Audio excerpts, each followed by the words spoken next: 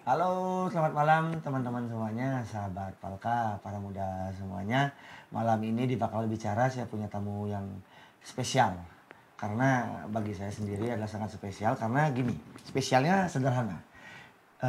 Beliau adalah Gonga. Gonga inilah seangkatan sama saya, beda sekolah. Tetapi pencapaiannya jauh.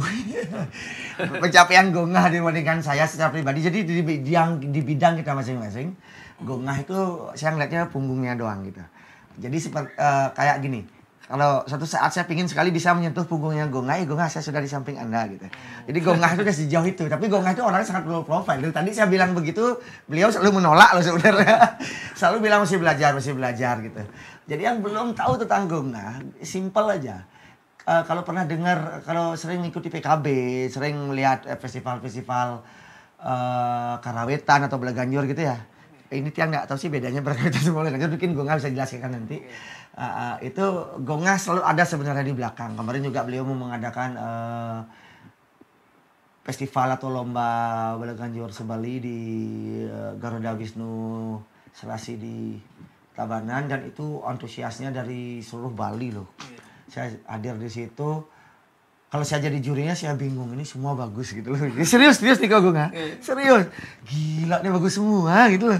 Bagus semua gitu. Jadi teman-teman, biar nggak terlalu lama, saya ingin nanya satu hal dulu nih biar teman-teman paham sama Gonga. Karena saya kenalnya Gonga adalah ketika SMA nggak terlalu kenal. Saya cuma lihat dari jauh bahwa Gonga itu dulu adalah seorang vokalis. Saya tahunya Gonga itu jago nyanyi. Sampai sekarang pun dalam tiap beliau melakukan pertunjukan, kalau Gonga sampai bernyanyi dalam artian itu dalam misalnya dalam nada-nada Bali gitu kan, tetap keren loh suaranya gitu. Saya kenalnya Gonga sampai lumayan kenal secara pribadi itu sebatas dulunya adalah sebagai seorang penyanyi. Pernah jadi penyanyi sebuah band yang tak perlu kita sebutkan seperti itu. Kemudian tiba-tiba saya kaget dengar-dengar cerita-cerita dari orang, juga melihat langsung, Gonga kayak gini loh sekarang gitu. Sekitar mungkin kapan ya? Itu kapan sih sebenarnya ini? Biar pasti waktunya. Kapan Gonga switch dari musik modern kemudian menjadi seorang penggiat musik tradisional Bali? Mungkin sedikit cerita dari sejarah kehidupan. Sedikit dari SD sebenarnya sudah menekuni karawitan, sudah dari SD kelas 3 lomba cepat juara sebali sampai SD kelas 6, ketika SMP juga sama, sampai ketika SMA di Sloka. Jadi itu pada intinya karawitan kan musik vokal instrumental. Jadi lebih identik ke musik vokalnya sebenarnya. Akan tetapi ada banyak segala sesuatu yang mendorong untuk berbuat sesuatu tentang musik itu sendiri dan karawitan itu sendiri. Nah, selain belajar di sastra oleh orang tua sendiri, Pak Samargantang, jadi belajar sastra juga paling tidak memberikan kontribusi positif dalam selanjutnya sekarang untuk penciptaan seni karawitan maupun sastra yang lain. Nah, dimulainya berbuat sesuatu itu merupakan dasarnya adalah kalau istilah Bali itu jengah. Jengah. Banyak yang mencampakkan bahwa ketika anak-anak masih anak-anak, ketika anak-anak masih SD itu mengambil gamelan tidak diberikan. Jangan ini nanti rusak gamelannya di Banjar itu misalnya salah satu contoh. Ketika di SMP ataupun SMA ketika mengambil instrumen, kamu enggak bisa, enggak usah, enggak dikasih. Di SMA mengalami mengalami seperti itu. Karena memang nakal ya. Karena kalau nih masuk sing kategori nih sudut bokiang nih masuk sing bisa sing gamelan nih kabur. Akhirnya pemikiran saya itu saya harus menjadi orang dalam arti saya hidup di seni pasti akan lebih bisa bermakna daripada yang lain. Karena SMA dulu nyari, mohon maaf sedikit flashback, nyari jurusan bahasa tidak ada, jurusan IPS tidak dapat, justru dapatnya IPA. Bahkan sering dikeluarkan di kelas karena tidak suka pelajaran itu. Apakah salah? Sebenarnya tidak menurut saya. Jadi sering dikeluarkan, ada dedikasi jengah itu sendiri. Saya akan menunjukkan dari seni, saya akan berhasil di seni gitu. Konsekuensi saya harus saya tanamkan pemikiran saya seperti itu. Dan apa yang terjadi, saya sekolah di Isi Denpasar. Di Isi Denpasar melihat pengalaman teman-teman yang hebat semua ya. Jadi SMKI dulu hebat dalam arti praktisinya hebat. Saya hanya berbekal vokal saja dan pengalaman bermain perkusi djembe dari sebelumnya, dari memang sudah dari SMA, begitu juga main dengan teman-teman yang ada di Kuta dan sebagainya. Satu dedikasi saya bahwa saya harus mendalami gamelan, tapi seimbang dengan apa yang ada pada musik barat juga gitu. Maksudnya di perkusif itu salah satu contoh, dan bernyanyi vokal di band, seimbang semuanya. Tapi apa yang terjadi ketika berbuat sesuatu itu banyak mendapatkan cemoohan dari orang lain gitu. Ini kok nggak alami berarti ya? Saya alami sendiri. Ketika berbuat sesuatu, apa yang kamu buat ini? Getep kuping asing pragat po gending. Hal seperti itu yang sering saya alami. Jadi itu merupakan sebuah dedikasi ketika saya berbuat bahwa menghasilkan hasil yang maksimal juga. Banyak hal yang dialami dari berproses. Dalam arti dihianati dalam arti seperti ini. Ketika kita sudah berbuat dan mendapatkan hasil yang kita dapat itu diambil orang gitu. Diakui orang, enggak apa-apa. Itu merupakan sebuah vitamin jiwa menurut saya. Ya, jadi ketika di isi Denpasar banyak yang menimba ilmu. Pada waktu itu banyak teman-teman yang dedikasinya di Gong Kebiar dan sebagainya. Kita diajak ke sana, kita respect, tapi lebih identik pemikiran saya bahwa gamelan dan musik ataupun sastra dan musik, sastra dan gamelan semuanya bisa dikombin menjadi satu selanjutnya dengan mempertajam perkusif djembe itu pada waktu itu. Akhirnya ketika kuliah yang menarik itu ada salah satu dosen, apa yang kamu buat? Kenapa kamu pakai instrumen djembe? Ada banyak instrumen gamelan yang bisa diangkat. Karena pemikiran saya tidak dalam berproses bebas berproses apa saja. Mempergunakan instrumen apa saja boleh asal sesuai dengan kontekstual yang diinginkan. Kan seperti itu. Nah, ketika kuliah waktu itu banyak teman yang berbondong-bondong untuk mencari pendukung. Agak sulit dalam berproses. Dan saya mengambil inisiasi bahwa saya harus menggunakan instrumen djembe ini sebagai bukan identitas, bukan mengidentitaskan diri di djembe, bukan.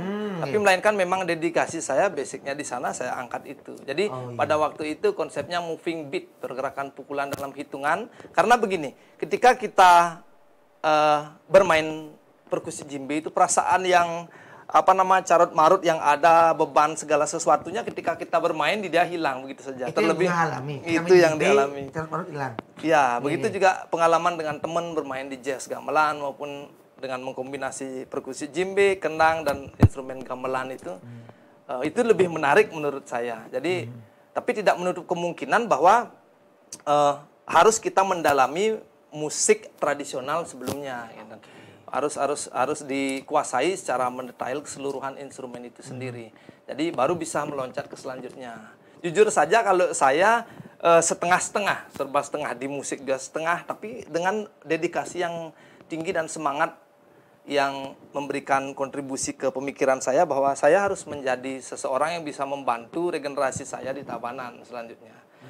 Seperti sekarang kan sanggar saya pribadi ada siswanya 120 orang siswa itu. 120 orang siswa pemain anak-anak bahkan. Yang dewasa ada bagian 40 orang, penabuh inti 15 orang yang dewasa. Yang juga ada banyak teman yang membantu seperti Dedi dari Tunjuk, Wawan Tunjuk, Gesto yang dari Tabanan. Ada banyak, saya merekrut semua teman-teman yang dedikasinya tinggi di dalam berbuat karawitan di Tabanan khususnya. Karena kalau tidak kita siapa lagi?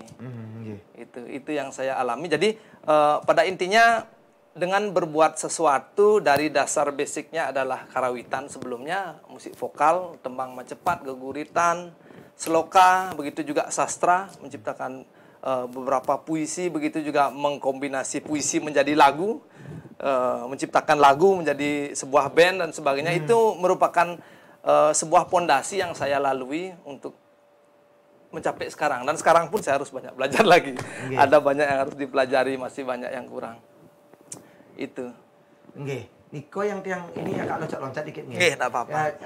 Tiang tergelitik sama pembicaraan Gonga tadi, bahwa Gonga juga ngajak teman-teman sanggar lain kan. Itu yang tiang lihat sebenarnya.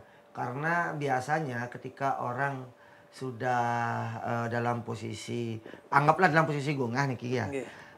Orang biasanya akan menutup peluang orang lain. Nggih. Ya kan, orang lain tidak dikasih peluang karena kan ini pasti kaitannya dengan pekerjaan, dengan Pemda, dengan gini. Iya. Yang tiang lihat dari Gonga enggak gitu.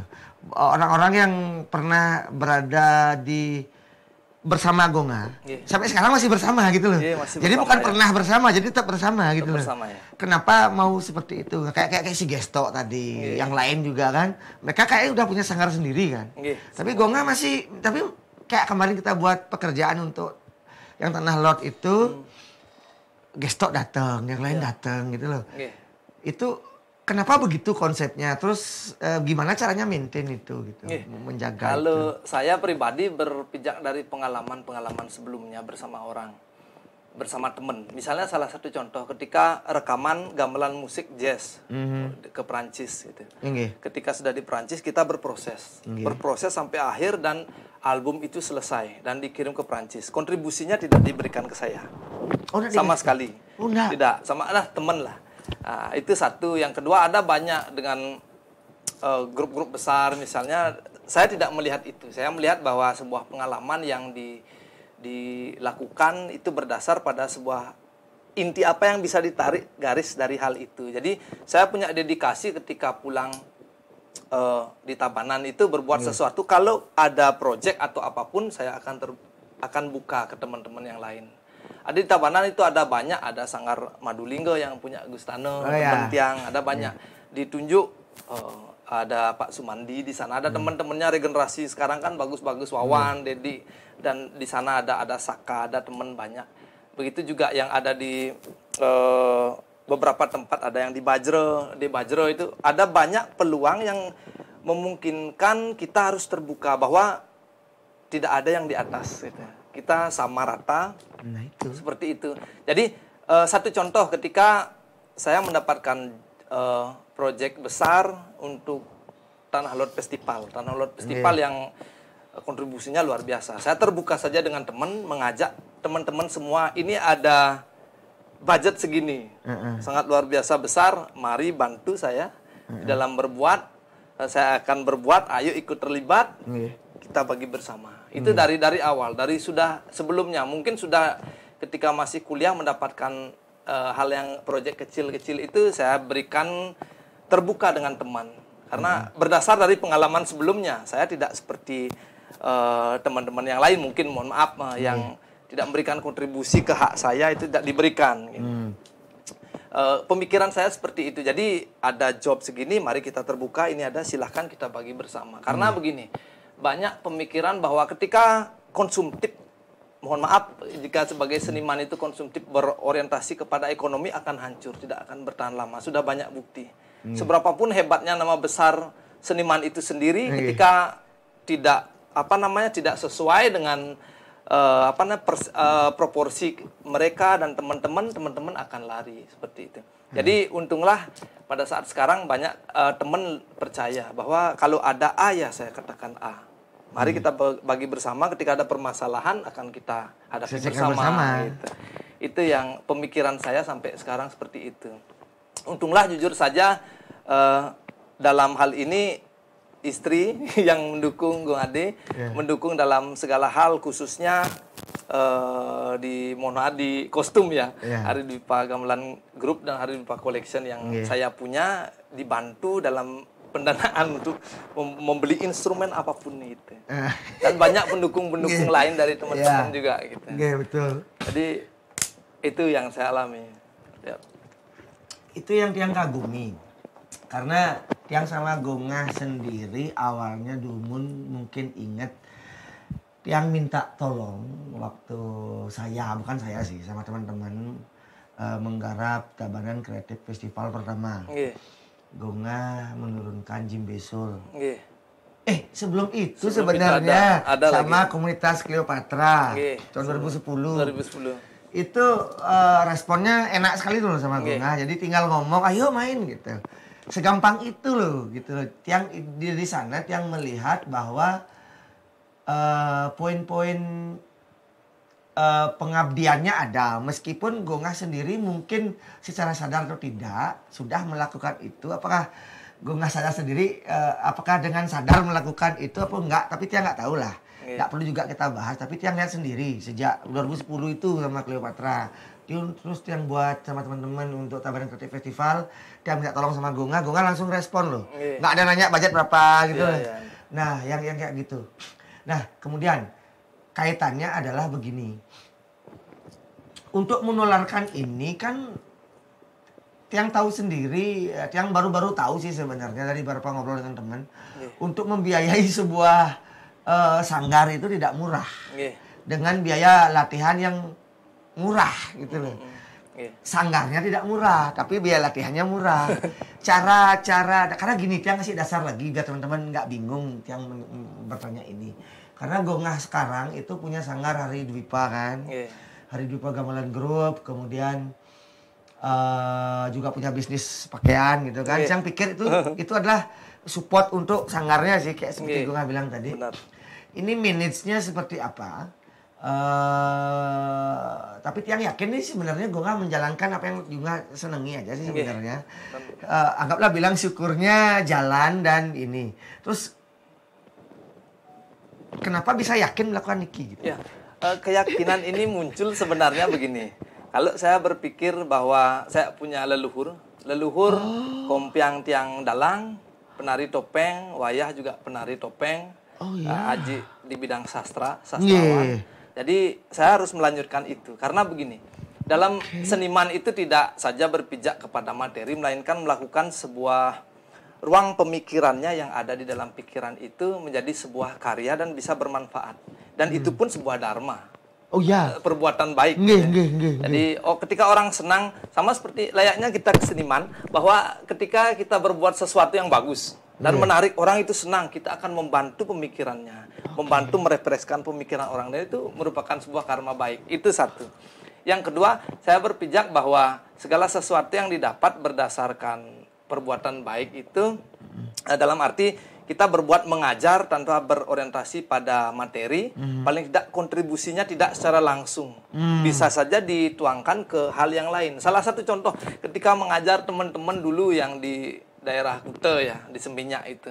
Kalau dilihat dari kontribusi kekeluargaan yang lebih banyak. Ketika kita membantu di sana dan kontribusi mereka yang ada di daerah Seminyak sampai sekarang pun kekeluarganya masih.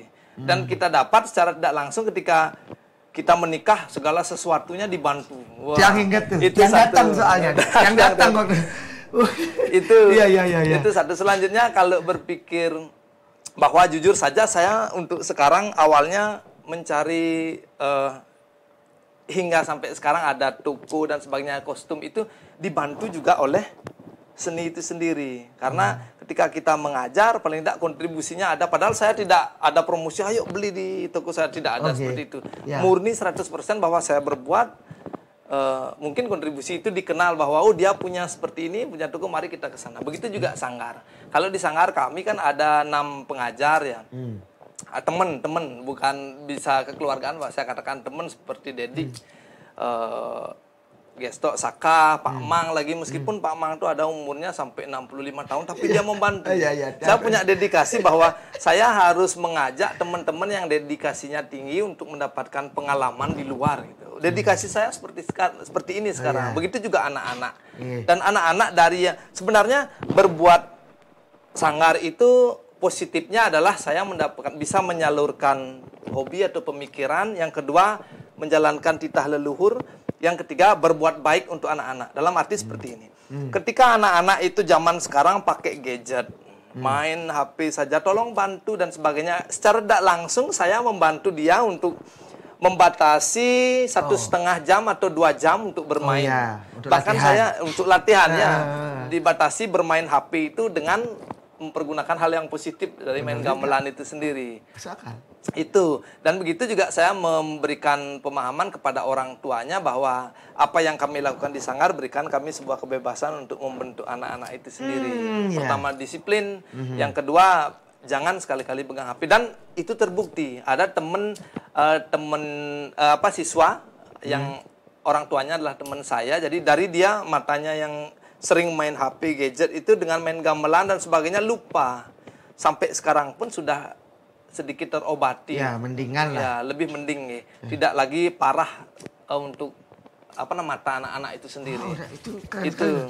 Dan selanjutnya saya juga punya dedikasi bahwa di Desa Dauh Peken, Banjartiang, Tegal Belodan tercinta. Di sana memberikan ruang bahwa di sana adalah sebuah wadah, jika ingin berkreativitas silahkan gitu. Dan ada beberapa teman-teman yang ada dari Bandung, Iman Jimbot atau yang lain yang dari Jakarta, ada teman kadang-kadang berdatang untuk melihat proses latihan itu. Itu merupakan sebuah motivasi bagi anak-anak itu sendiri. Benar. Terlebih ada dari perhatian pemerintah yang melihat bahwa proses latihan, terlebih pejabat, wow, terima kasih 10%. Iya. Terima kasih sudah disupport kita. Iya. Jadi yang mensupport itu adalah keluarga, pemerintah juga kan mensupport dalam arti memberikan proporsi untuk berkarya seni maupun yang lain di PKB atau yang lain. Sama seperti sekarang konteks virtual sekarang kita menggarap sebuah karya musik yang judulnya Syukur. Kalau bahasa Bali mada gitu. Oh, kok mada? Syukur kok mada? Syukur, ada bersyukur, ada corona gitu. Oh, mada. Oh iya, masuk akal. Mada Syukur, ada corona. bukan hal negatif ya. Dianalisa negatif. Biarkan bumi itu bernapas sebentar. Dalam arti kan kita dekat dengan keluarga karena ada corona. Positifnya diambil, pun itu membahayakan seperti itu. Tapi paling tidak hal yang positifnya diambil, negatifnya dibuang. Jadi syukur dalam arti binatang itu bisa bernapas sebelumnya. Sama seperti fenomena yang terjadi ubur-ubur mengisi setiap jutaan tempat atau ruang penuh dengan ubur-ubur, ataupun singa atau gajah masuk ke kota, kan keren itu kayaknya sewaktu-waktu. Tapi itu ada fase bernapas untuk bumi. Jadi kendati pun selanjutnya akan hancur lagi gitu. Itu menurut saya. Kira-kira komentar dulu, proyek Syukur Nike itu udah jadi nih Peter? Masih proses. Ya, karena paling tidak membutuhkan waktu, karena ada temen yang pemain gitar dari Kuta ya, Tutawan Seminyak di Seminyak ya, yang Seminyak Pro yang punya Seminyak. Seminyak Pro nih. Yang punya studio gitar, musik itu ya. Studio musik, teman baik dari dulu. Jadi saya mengkombinasi dan kolaborasi dengan dia dan Tutawan Seminyak. Itu satu, yang kedua dengan pemain biola satu. Si ini. Ya. Bakso. Bakso. Ada pemain dari Ubud satu, dan ada beberapa teman yang saya ambil dan nyanyi Geira untuk vokal Bali yang dari Buahan. Jadi sangat membantu. Di Sanggar juga dengan teman-teman Desianto dan sebagainya, banyak teman yang bantu dalam proses karya ini nantinya. Jadi budget yang diberikan dari pemerintah pusat, provinsi. Dapat dari provinsi. Ya, dari provinsi. Kabupaten juga memberikan kontribusi, penunjukan bahwa saya terbuka saja, bacanya seperti ini, mari berproses dalam hal ini. Bukan saja mohon maaf, seniman itu harus dihargai dengan harga. Kalau lihat komersil kan tidak seberapa, tapi bukan itu yang saya cari. Yang dicari adalah dedikasi berkesenian, kontribusi terhadap masyarakat seniman, begitu juga. Karena saya yakin dengan berbuat sesuatu, kalau hobi pasti akan panjang umur juga. Benar sih, karena kita akan bosan kan kita. Nggak bosan. Niki konsep virtualnya seperti apa nih? Konsep virtualnya ya kita rekamannya pecah jauh. Konsep nggak ketemu? Tidak ketemu. Latihannya udah bicara. Gamelan hanya beberapa saja yang pergunakan gamelan, pemain gitarnya jauh, yang tetap lain di sana di Kuta. Di Kuta ya. Nanti kita apakah mempergunakan Media Kain Master atau apa. Paling tidak saya akan mengirim video karya musik dan kita dubbing dan gabung-gabungkan. Dubbing ya. Ya. Wow, saya tertarik tuh. Seriusan tertarik. Ini mulai kapan nih ngerjain? Baru 2 hari lalu. Karena dipakai akan tanggal 13 ini. Sudah waktunya mepet. Dipakai di mana nih, Gil? Di provinsi, di Taman Budaya. Taman Budaya. Dan ditampilkan videonya aja berarti. Videonya, tapi isi pertanggungjawaban segala sesuatu apa yang dibuat gitu. Niki kontemporer berarti ya? Ya, kontemporer konsepnya. Itulah yang dari Gonga yang saya selalu kagumi ya. Jadi saya ingat tahun 2015 saya dapat telepon dari Gonga untuk tiba-tiba saya lagi di sebuah warung kopi, Gonga nelpon minta saya ngerekam Gonga lagi main di Mahalangu. Mahalangu ya. Bener ya? Bener. Waktu itu sama Pancar Langit. Itu karyanya luar biasa.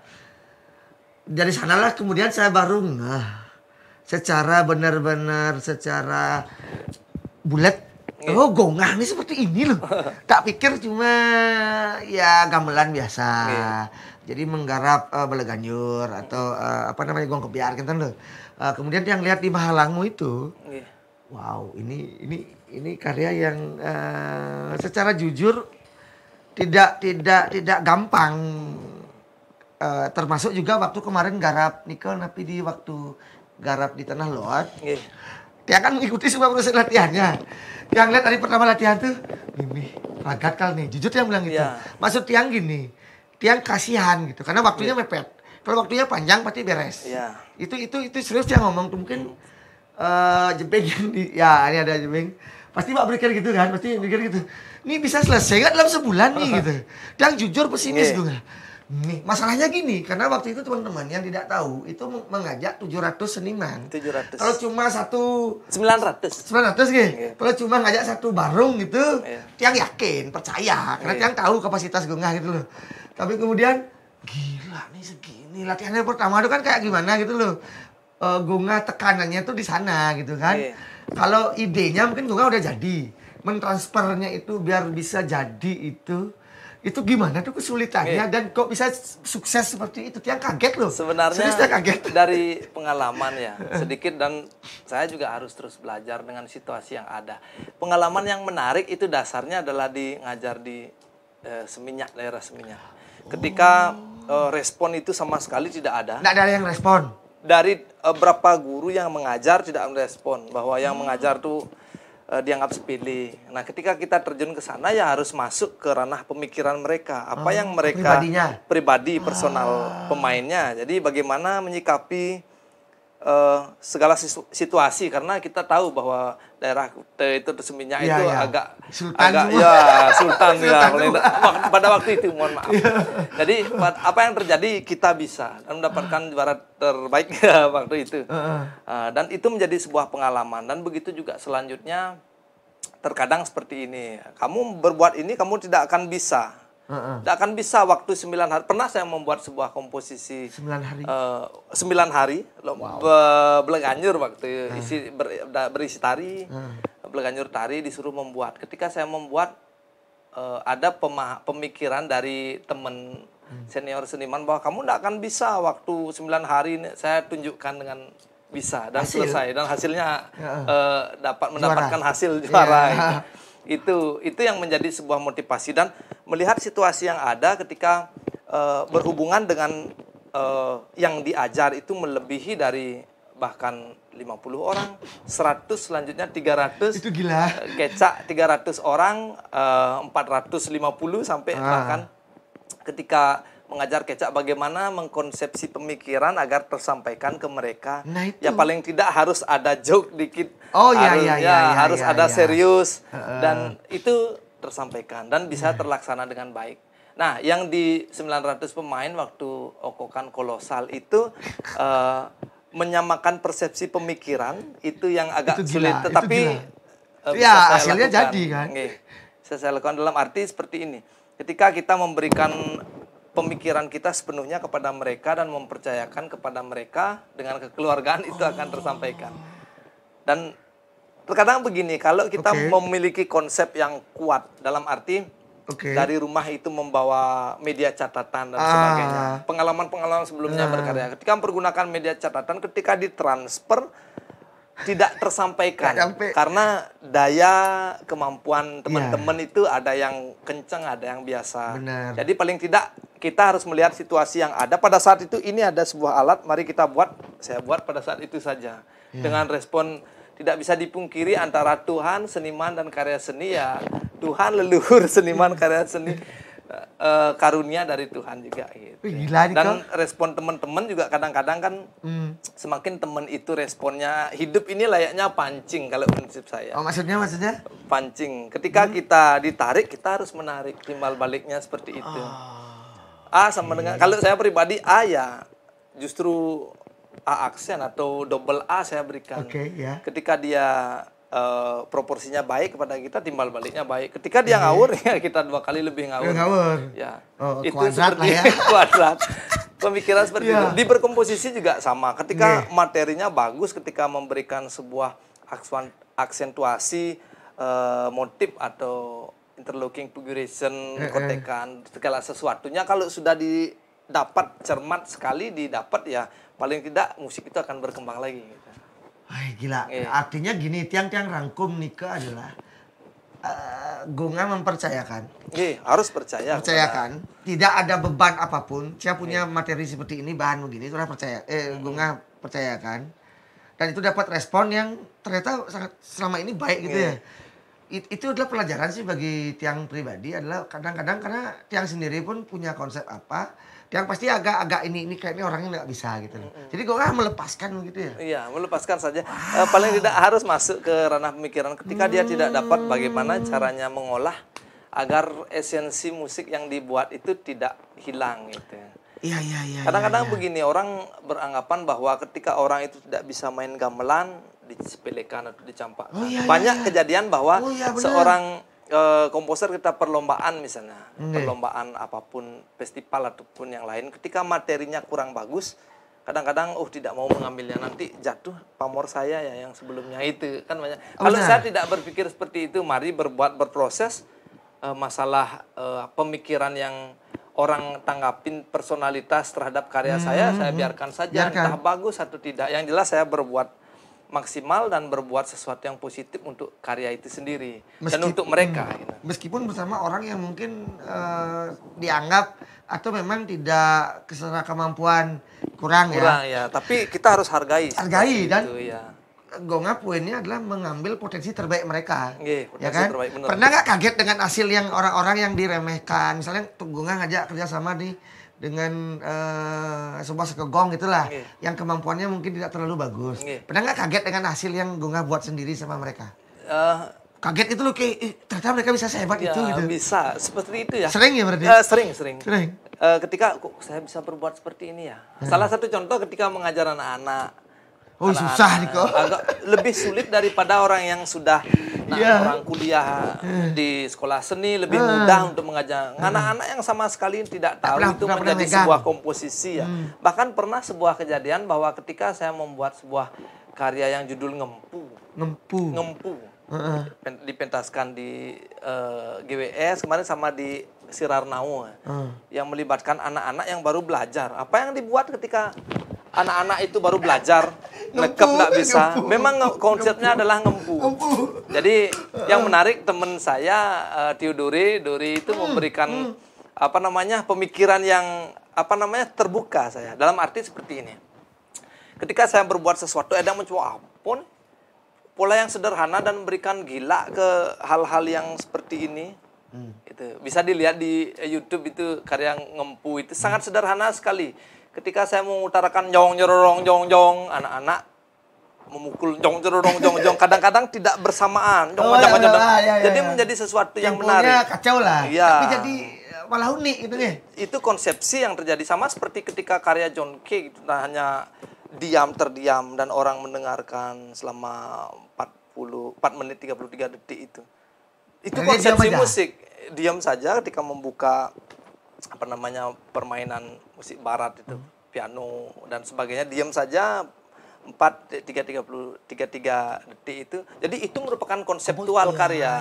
Jadi kadang-kadang orang beranggapan bahwa musik itu harus ribet jelimet. Tidak, kalau menurut saya. Sesederhana pun yang penting kesan musikal yang dituangkan, pesan musikal yang disampaikan itu yang utama. Itu terlepas dari kontes atau kontestasi dalam karya. Saya jujur saja pribadi, kalau dalam kontestasi sebenarnya menjauhkan pemikiran itu, karena akan berpikiran bahwa seni itu baik atau tidak. Ini bagus karya tidak, belum tentu. Sama seperti ketika genre musik itu bisa dilahirkan dari karya musik itu sendiri. Terserah orang menanggapin apa. Sama seperti Nirvana membuat sebuah aliran grang, grang, dan sebagainya. Jauh sekali kan? Ya, orang yang akan memberikan penilaian, terserah seperti apa. Yang jelas selalu dedikasi berkesenian itu akan membuahkan sebuah hasil gitu. Punya dedikasi ya. Asal kita benar-benar mengeluarkan pemikiran. Tulus ya. Ketulusan pemikiran. Padahal karya ngempu ini menarik nih. Teman-teman mungkin harus ngelihat. Saya juga belum tahu. Sederhana sekali, mungkin sangat sederhana sekali. Tapi esensi bagaimana ngempu anak-anak dari yang tidak bisa itu menjadi mengenal, itu lebih bermakna daripada yang lain gitu menurut saya, pemikiran benar, saya. benar. Sederhana sekali. Misalnya salah satu pola cong jeng nyung nyang nying nyang nyung nying nyong. Anak-anak bagi orang yang sudah bisa ya Idam. asal ngopi ngidang. Ada ngopi. Tapi tidak untuk anak-anak yang sama sekali belum paham kan agak itu jangan melihat konteks musiknya apa sederhana sekali. Itu yang pemaknaan kontekstual musik itu yang dipaparkan di dalam karya itu sendiri. Jadi sedikitlah untuk regenerasi teman-teman yang anak-anak saya sering saya memberikan pemikiran bahwa seberapa kamu bisa ya sebegitulah yang harus diutarakan, jangan dipaksa harus glamor gitu, tidak. Seberapa kamu bisa ya itu. Benar nih Kak. Iya. Karena tiang Nike yang tiang lihat ya, satu yang tiang bahas yang kembali yang tadi tiang rangkum. Kadang-kadang kita memang soknya di juri, sok menjudge. Padahal kita tidak tahu backgroundnya. Misalnya gini, misalnya tiang nih kan umurnya sudah lumayan. Misalnya tiang disuruh megang gamelan, orang akan melihat tiang bodoh. Bener nggak? Benar. Bener kan ngenten? Tapi orang kan tidak tahu background tiang. Tiang mungkin baru belajar sama Gonga seminggu. Tiang berani tampil nih. Orang vlog saja gitu. Kalau orang tahu proses mungkin bisa lebih menghargai. Itu dalam sekali loh konsep itu pemikiran saya itu proses yang utama. Proses lo hargai lo gitu. Begini juga kadang-kadang mohon maaf masih saya ingat dengan guru saya yang Pak Badu ya. Ngajar SMA 2 nih. SMA 2 ini. Saya alumni SMA 2 yang sering luar biasa yang saya hormati yang sering dikeluarkan jadi membuat sebuah motivasi tertinggi di matematika. Jadi pemikiran saya itu ketika anak-anak itu A, biarkanlah dia ke jalur yang A itu semestinya. Jangan didoktrin bahwa kamu ini belum tentu kan. Oh jadi Pak Badu waktu ngajar itu dia kan matematika. Ya. Jadi kalau ada siswa yang tidak pintar matematika, beliau tidak terlalu gini berarti.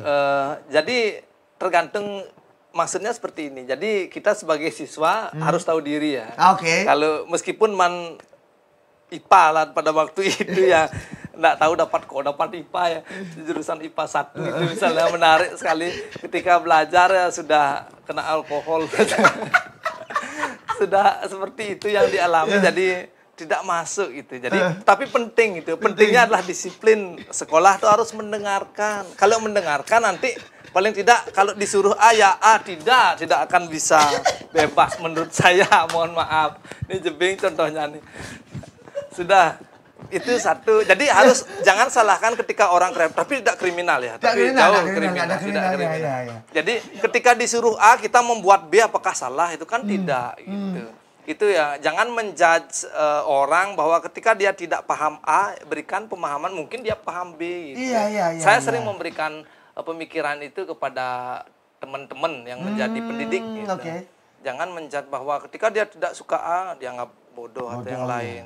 Ini kalau Indonesia soalnya harus tahu sedikit tapi harus tahu semua tapi sedikit nah gitu, itu semestinya harus mendalami jauh lebih mending pintar satu hal biar bodoh banyak hal yang penting jago gitu kan itu ya terima kasih oleh guru-guru SMA 2 yang membimbing saya yang mengeluarkan beberapa gila saya harus cek nih ya nggak tapi itu udah yang menarik kira gini itu banyak standar dalam yang lihat di Bali nih Kigo di Bali itu sebagian besar distandarisasi loh bagi tiang.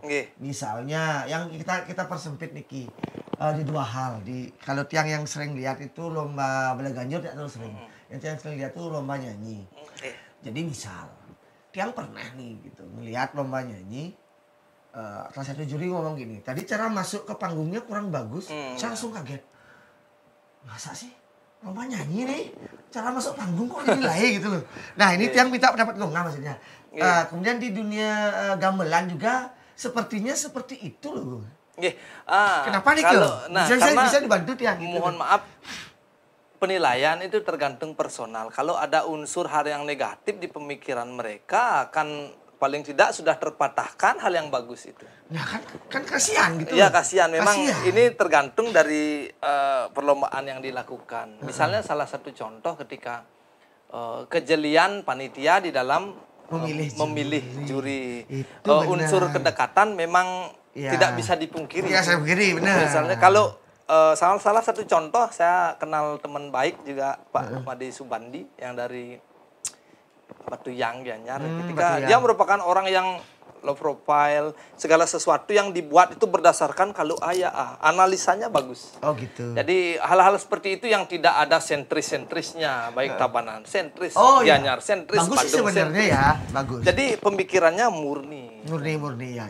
Murni bahwa seni itu seperti ini pandangannya. Oke. Dan dia pun punya pemikiran mungkin sama kalau berorientasi pada seni murni, tidak menjudge karya orang Tidak sebenarnya, menjudge tapi karya karena harus dianalisa sedalam-dalamnya tentang karya itu, ya harus dianalisa karena dalam konteks kontestasi kan.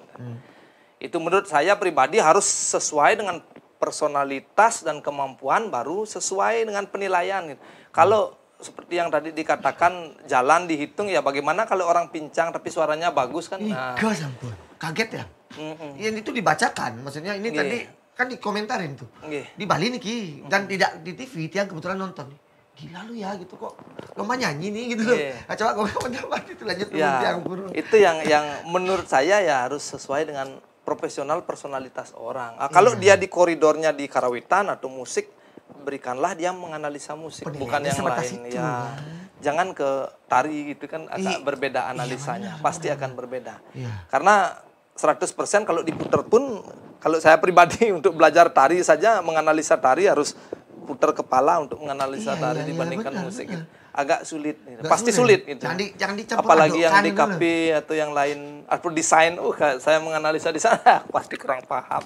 Iya. Lebih baik menganalisa karawitan atau musik, lebih bisa memberikan pemikiran. Iya, karena punya pengalaman. Iya. Makanya Nike lah. Terus kemarin Tiang ingat juga Gongah Nike kan punya pengalaman, ini kaitannya gini. Gongah Nike kan sering Tiang nggak tahu berapa kalinya. Jadi Gunga pernah bekerja sama dengan Dwiki Darmawan ya. Iya, Dwiki Darmawan, terus pernah keluar negeri juga di Manhattan, New York. Itu adalah itu sebenarnya fokus Tiang malam ini. Iya.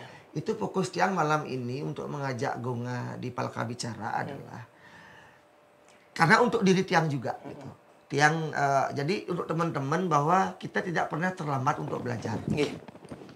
Karena Tiang tahu Gonga secara fokusnya banget di ini kan mungkin setelah SMA nih. Iya, setelah SMA.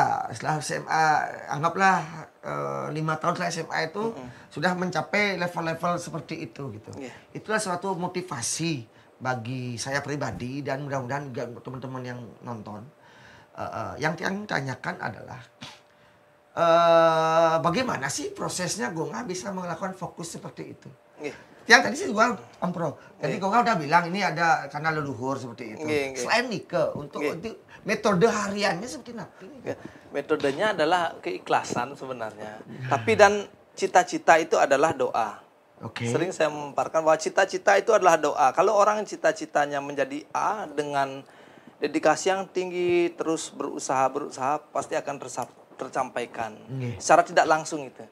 Ya, ketika dapat kesempatan bahwa ketika mahasiswa semester 5 dulu ada ke Chili dan Peru.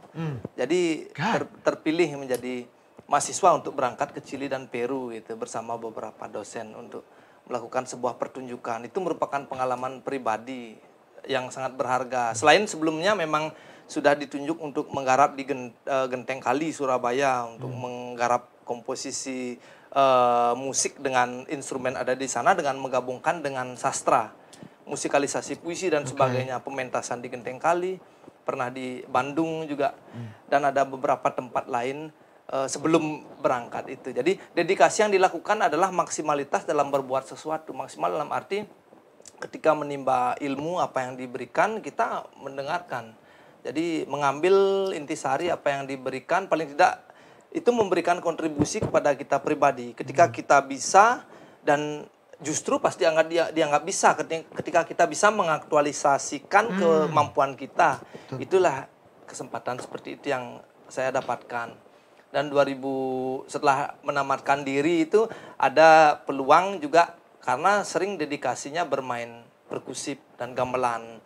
Pada waktu itu tawaran dari National Dance Institute yang didapat dari Gio Prof. Dibio ya. Oh ya, Prof. Dibio. Ketika ada tamu yang datang tamu yang sebelumnya saya membuat sebuah garapan yang judul Moving Beat juga di Giok Singopadu waktu itu dengan teman-teman Gus Tejo, ada banyak teman-teman ya. Gus Tejo buat garapan sendiri, ada banyak teman-teman. Oh, beda-beda garapan. Beda-beda garapan. Ada Gungdi Rama juga. Oh, Gungdi Rama. Rama. Dan ada banyak Pacet, ada Yandi, ada banyak teman-teman seniman. Ketika berbuat seperti itu, dan ada satu tamu yang mencari seorang komposer satu, koreografer satu.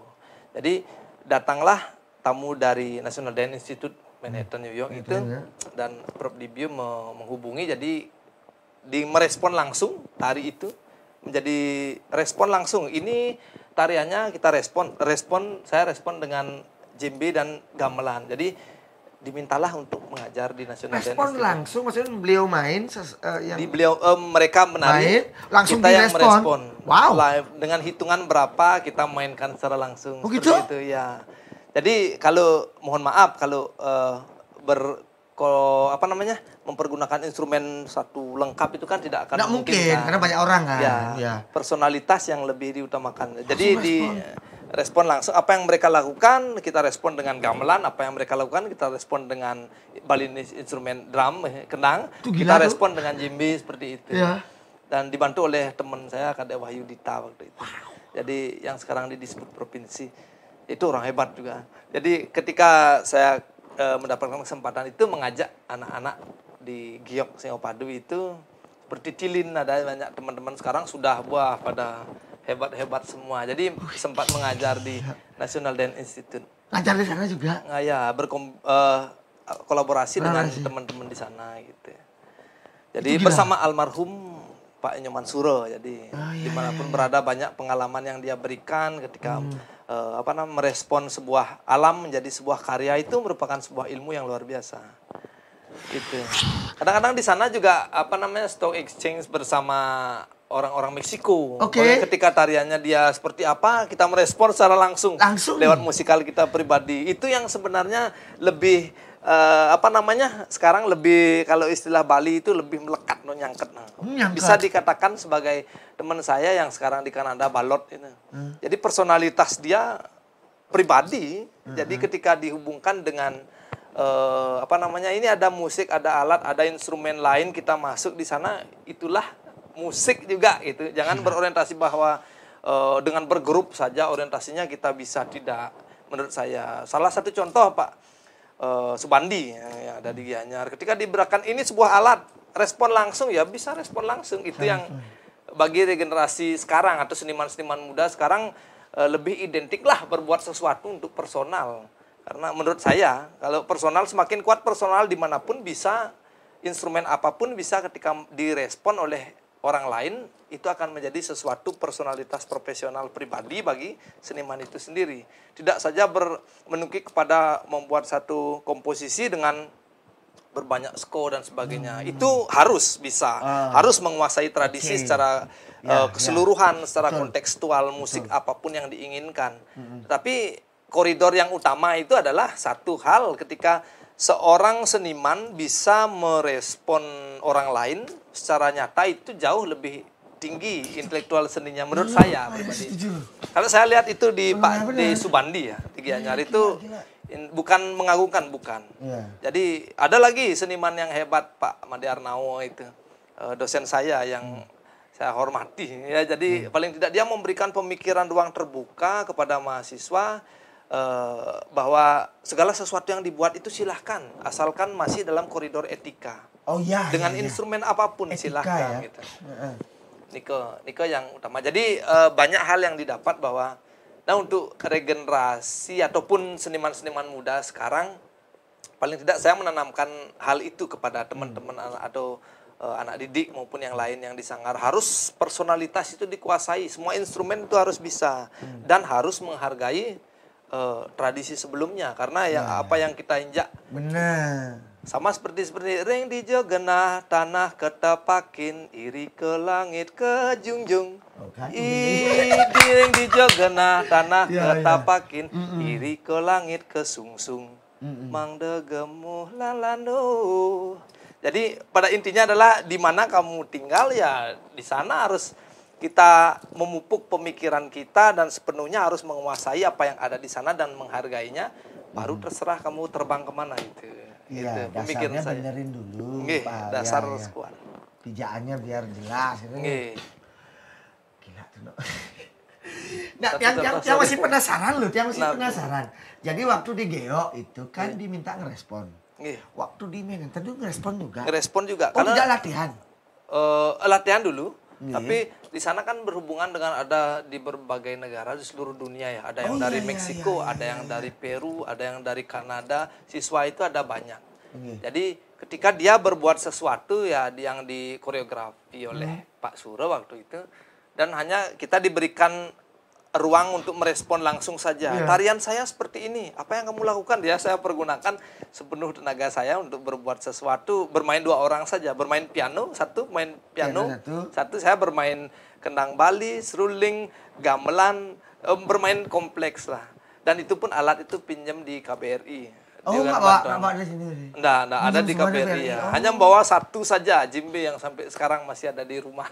Oh, ya, Pak, itu jimbe. Satu jimbe Oh, iya, saja. iya, iya. Berbekal itu saja. Ternyata apa yang terjadi yang menarik di sana ada seorang pemain jimbe hebat juga. Ketika direspon untuk bermain ya kita dengan tipikal gaya pribadi yang dia welcome. Kok pukulannya aneh gitu. Oh, aneh. Iya, iya, Kalau iya. dia punya tipikal gaya Afrika dan sebagainya, segala sesuatunya dengan gurunya Mamadi Keita namanya.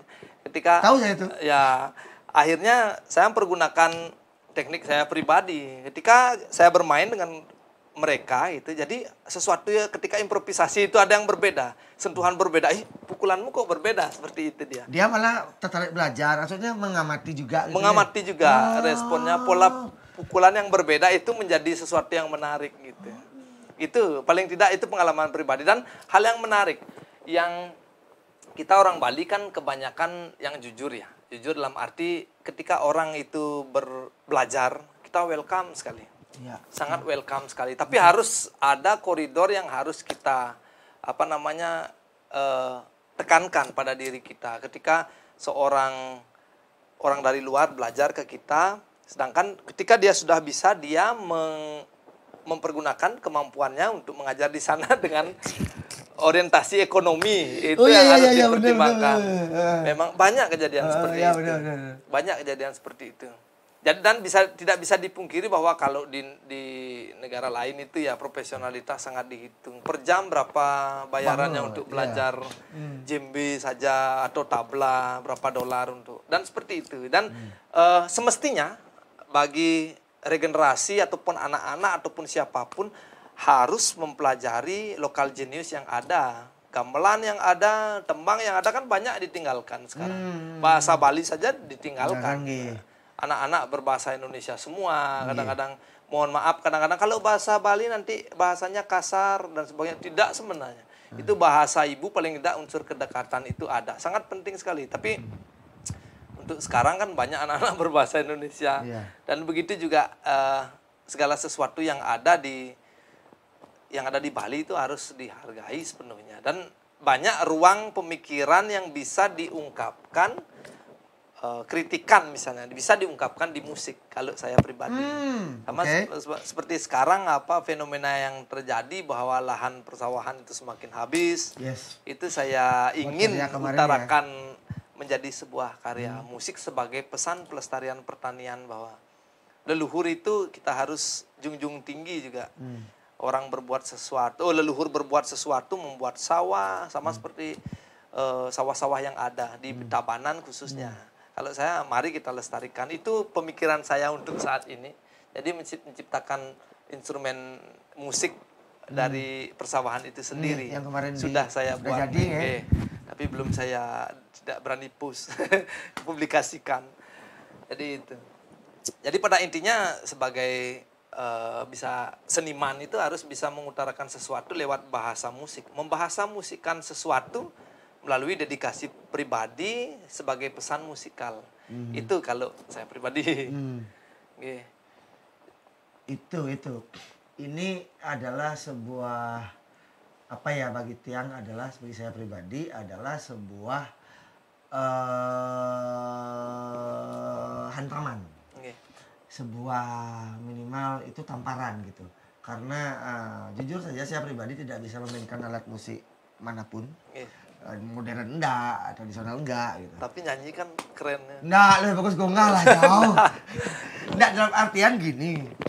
Mudah-mudahan apa yang kita bicarakan malam ini nanti bisa menjadi motivasi bahwa tidak ada terlambatnya belajar gitu. Karena saya sendiri gonggah, saya tertampar sama anak-anak saya gitu. Misalnya anak saya paling kecil yang umur 5 tahun, dia saya beliin cengceng kecil, dia nyengcengnya yang pikir bener gitu loh. Saya nggak bisa gitu loh. Jadi mudah-mudahan kita tidak melupakan yang saya rangkum malam ini adalah satu, kita tidak melupakan root kita, dasar akar kita apa, terus jangan merasa jatuh ketika ada orang yang setiap ini menjudge tidak hanya berlaku di musik tradisional, mungkin di pekerjaan teman-teman atau apa yang teman-teman cintai lakukan, yang penting cintai dulu kan kita cintai dulu. Kalau itu pasti akan ada banyak hujatan-hujatan. Tapi lihatlah Gonggah sendiri. Masih belajar. Saya kaget. Justru saya kaget Gonggah sendiri dapat hujatan, masa simpragat gitu loh. Nah kayak gitu. Ini pertanyaan terakhir dan ini saya ingin adalah Gonggah ngasih ini bukan pertanyaan sih, permintaan. Jadi Gonggah saya pribadi minta kasih ucapan terakhir malam ini untuk menjadi motivasi teman-teman untuk melakukan yang terbaik. Yang terbaik ya. Kalau menurut saya pribadi ya dedikasi yang utama. Jadi ketika teman-teman atau sahabat-sahabat semua sudah terjun ke air ya sekalian basah itu. Jadi itu totalitas dari segala sesuatu apapun yang terjadi, dan cita-cita itu adalah doa. Ketika saya pun punya pemikiran seperti ini sekarang. Jadi saya harus mengajak beberapa regenerasi saya seperti anak-anak atau regenerasi seniman khususnya di Tabanan ya, dalam konteks berkesenian itu memberikan ruang terbuka bahwa mari berbuat sesuatu, pantang menyerah gitu. Dalam hal yang positif ya. Pantang menyerah dalam arti segala sesuatu yang kita buat itu maksimal akan mencapai sesuatu yang kita inginkan. Sama seperti seorang guru saya yang memotivasi saya sangat luar biasa adalah dadi apo kalau kini kiang ibu dadi lemo gitu.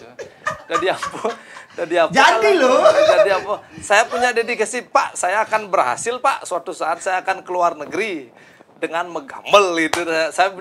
Dedikasi saya seperti itu. Dan apa yang terjadi ketika sudah dapat peluang seperti itu, ketika mahasiswa saya cari guru itu ke sekolah tercinta SMA 2 itu. Akhirnya saya ada kesempatan seperti ini, Pak. Mohon doa restu karena Bapak memberikan saya dukungan yang luar biasa. Dukungan bahwa tadi apa kalau kini kiang dan sebagainya. Tapi nakal itu kreatif kan, berani berbuat sesuatu di luar koridor, dalam arti masih etika juga gitu. Jadi saya tunjukkan itu. Jangan salah kaprah bahwa ketika dapat kimia, mohon maaf, 4, saya bersyukur saya dapat kimia. Toh saya juga tidak akan meracik obat, bisa keracunan orang-orang ini. Kalau gue ngeracik obat, keracunan pasti.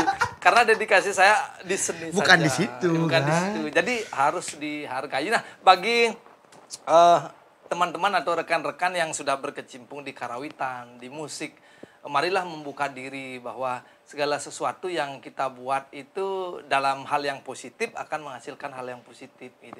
Jadi ketika sudah bisa mengkombinasi antara segala sesuatu, seni itu bisa ditafsirkan sebagai pesan musikal atau pesan tari atau pesan videografi, DKP dan sebagainya, bisa memberikan kontribusi kepada semua orang atau masyarakat luas bahwa apa yang kita sampaikan bisa tersampaikan dan melestarikan apa yang ingin kita lestarikan. Salah satu contoh kalau saya pribadi untuk saat ini, dedikasi mungkin selamanya akan berkiprah di bermusik ataupun berkarawitan itu saat ini saya ingin mengutarakan bahwa mari lestarikan pertanian itu, sawah yang ada di Tabanan khususnya sebagai lumbung beras. Jadi kalau tidak kita siapa lagi gitu. Itu salah satu contoh. Begitu juga rekan-rekan yang lain. Jadi hidup ini merupakan sebuah pancingan, apa yang bisa kita lakukan dari hal yang positif bisa kita utarakan ke positif itu. Kalau saya pribadi dari musik, saya akan membahasa musikan apapun lewat media apapun dalam konteks musik, tetapi masih dalam koridor sebagai pesan bahwa yang ingin disampaikan itu adalah hal yang positif. kegelisahannya disampaikan melalui bidang yang ditekuni gitu Tekuni. ya, yang dikuasai itu saja. itu mahal. Itu mahal. Karena ini menariknya gini. Karena kita suka ini kan ngelantur jadi kan. Ini karena kita suka offside dalam artian melewati kapasitas kita. Misalnya Gongah kapasitasnya kan musik, Tiang kapasitasnya mungkin video. Tapi Tiang berusaha komentar di luar atau berkomentar tanpa berkontribusi secara nyata gitu kan. Jadi yang Tiang tangkap adalah kumuhin. Apa yang Anda yakini, entah apa hujatan yang Anda dapatkan di lingkungan Anda, entah itu selama itu positif kan yang tadi. Kalau itu positif, ayo lakukan, tetap lakukan. Suatu saat Anda akan menyentuh punggungnya Gongah. Waduh, sudah sih. Karena saya belum bisa menyentuh punggungnya Gongah. Masih jauh, gitu. harus belajar banyak Ini, lagi. Banyak yang lebih hebat. Benar, tapi saya ngelihatnya yang dekat-dekat Gongah. Saya ngeliat orang yang saya kenal. Kalau ada orang yang saya kenal bagus, cukup itu saya lihat, tidak usah jauh-jauh. Benar. Ya, masa ngelihat Michael Jackson gitu misalnya kan, pas jauh kan. Yang lihat Gongah, punggungnya Gongah tuh di depan saya belum bisa nyentuh nih. Jadi teman-teman yang lain, para muda yang lain, kalau jangan menyerah, apapun situasinya, kumuhin, tetap lakukan, yakini selama itu positif, yakini, jalani, sekenin, itu akan jadi sesuatu. Kalau enggak ya nasib. Tapi saya percaya karena saya lihat Gongah, saya tahu Gongah banget dari dulu, perubahannya gila jauh. Dari yang bagus jadi bagus banget gitu. Itu luar biasa. Ini malam ini kita berlebihan. Tan saya ngeliat banget. Karena nggak mungkin bisa tampil di Palka kalau nggak bagus. Terima kasih Gongah malam ini. Saya tercerahkan karena banget yang terakhir tadi itu ngena banget di saya. Teman-teman jangan lupa. Question? Any question? Ada yang mau disampaikan lagi Gongah? Tidak kayaknya. Cukup. Kalau ada pertanyaan dari teman-teman mungkin bisa. Oh iya. Adakah? Tadi sih tiang cek karena juga koneksi nih Ki Gongah. Koneksinya nggak bagus. Nggak ada ya. Yang nonton nih kayaknya murid-murid dan rekan-rekan Gongah semua. Kita akhiri malam ini. Luar biasa. Kumuhin. Ini Gongah Hari Mahardika. Saya dari Dwi Tanaya dari Palka. Tetap keep safe, tetap jaga diri. Tetap bahagia, tetap jaga kewarasan. Sampai jumpa minggu depan di Palka Bicara. I love you all. Sukses.